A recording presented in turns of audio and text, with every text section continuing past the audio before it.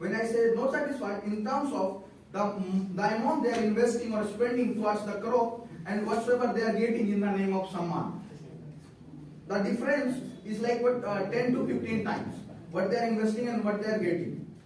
The third thing is that they all have talked about the KCC scheme, which was Kisan Credit Card Yojana, in which they were provided loan with the appropriate amount of insurance, and which again insurance was claimable if any kind of natural calamity takes place.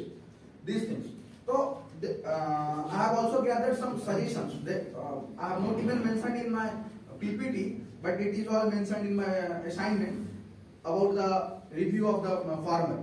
5 farmer I have reviewed, in which 3 farmers were senior citizens.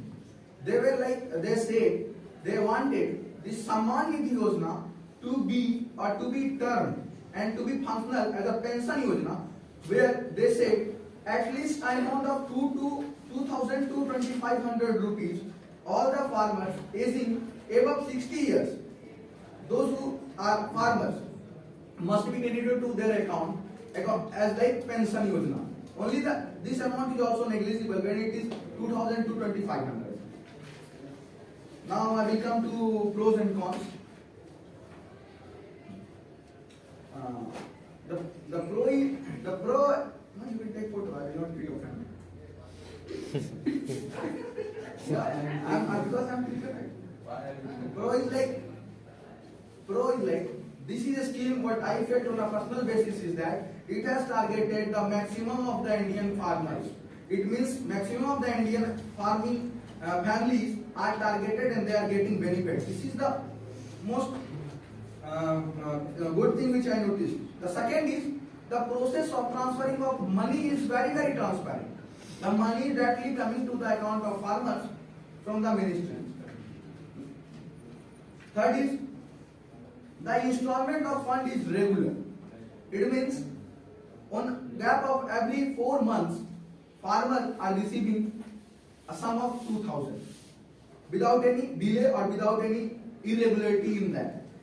The fourth is some way or other way the amount may be negligible, but farmers have failed, and even government have recognized and considered their effort into the development of the nation.